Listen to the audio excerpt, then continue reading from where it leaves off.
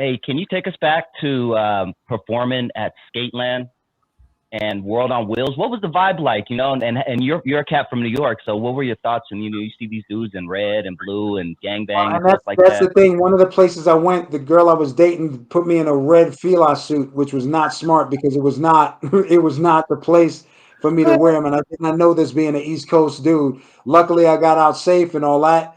But I can't remember what venue it is, so I'm not gonna put a name on it. But it's one of our, classic venues. Um, huge crowd area, like slash dance floor. Everybody's going through metal detectors at the start. Something breaks out. Club owner starts running around, or venue owner runs around, or pulls out a nickel plated 45, puts it to this kid. Kid gets on his knees. The room stops. And being a kid from the East Coast and not seeing a lot of crazy stuff, seeing that was like a trip, number one. But number two, it just kind of showed me like where I was and what was going on. So as I would hear the stories that N.W.A would tell, and Toddy T would talk about the Batarang, and Ice T would talk about 6 in the morning, it gave it context to me.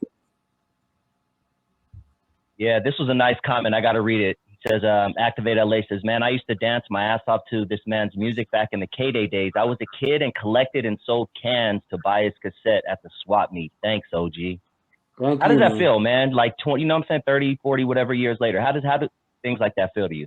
Well, it's a great feeling because you got to remember it's during a time when nobody had cell phones. Cell phones are bigger than your computer. They're big as a briefcase. That not everybody had cable. There was no internet. So the only way you knew that the record hit is that you landed in a city and then you see how people reacted to it.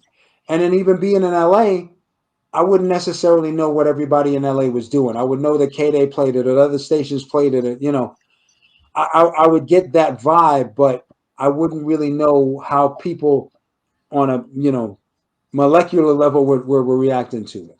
And that comments like that made me feel good because I know what I was doing, the hustle that I was doing to get a record deal, to put the records out. I remember um, getting broken cassettes and fixing broken cassettes so I could have cassettes to make mixtape on.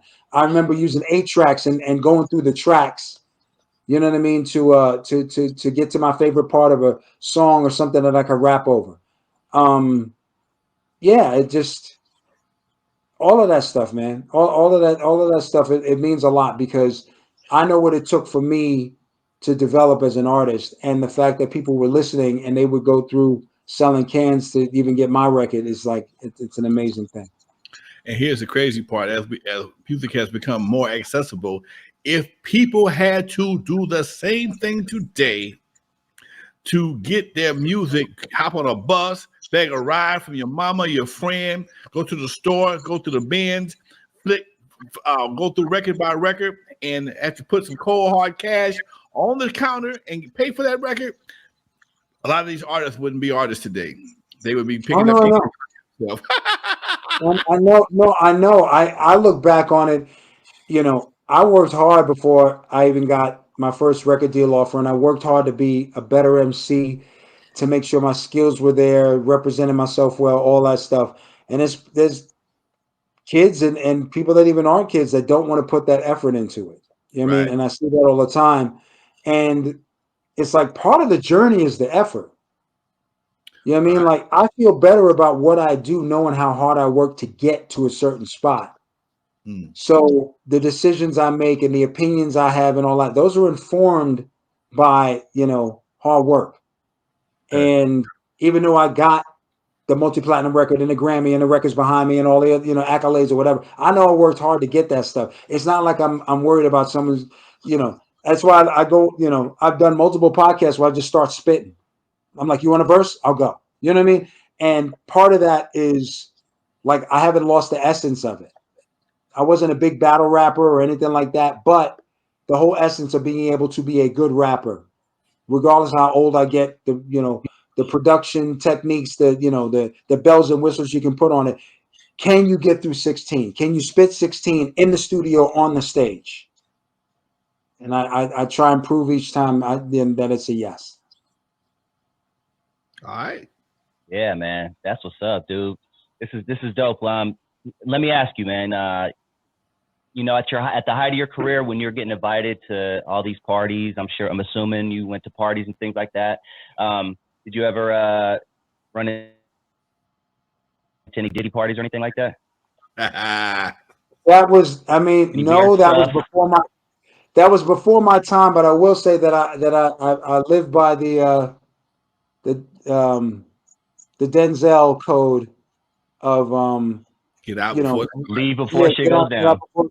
get out before midnight or get out before 2 or whatever. Things start slowing down. People start looking around at each other, and there's nothing really else to jump off. Either happy birthday has been said or the toast have been made, and you got something to do tomorrow. Get out. Yeah. There's nothing good is going to happen when you hang out. So that's always been. Plus the fact that if somebody's got beef, that'll be the time they get to go home and then come back looking for something. Right. So I just made sure that I just made sure I got out. As a club owner, club manager, usually your shit starts between 1 and 1:45. Okay? Between 1 and 1:45, maybe 2:15, because sometimes people they'll argue for 25 or 30 minutes, all the grumbling, and by the time the club is actually closed and you're walking out the door, that's when the dumb shit happens, especially in the summertime. Because it's cold, it's warmer outside, and people tend to hang out longer. In wintertime, it's pretty much about 1:45. Summertime, about 2:00, because folks is hanging in the park. They both in the parking lot pimping, and that's when the shit jumps off. I've had my car blocked a couple times till 4 or 5 in the morning because of the damn shooting or whatever. Been there, done that. Hey, and Lonzo, you even mentioned in the past that a lot of it depends on the music you play at certain times. Bust a Move, you play Bust a Move, ain't nobody gonna be trying to whoop each other's ass. They too busy dancing, trying to holler at girls, you know? They're gonna try to bust a move on this female over here. Okay. Well, let me ask you this, Lonzo, being a West Coast club owner. I heard, and this was something I've heard later in my life and career, that there were certain records that East Coast guys or a lot of clubs would not play. A lot of Onyx stuff, Annie Up, MOP, certain stuff that whether it I be would say as a person who frequented clubs in the 90s, that's true. That we So didn't. it's like- I heard MOP on the after hours, shows. I heard Onyx on the after hours stuff. Yeah, you're right about that. Yes. But that was new to me because those are records I like and whatever. But I'm not going to go and get on the floor and start swinging. And this is before anybody ever thought about making a record called "Tear the Club Up." You know what I'm saying? But literally that there was records that you would not play because you were worried about what would happen, whether it be from the lyric content, what certain affiliated people would take it as, or whatever. Were there records, Alonzo,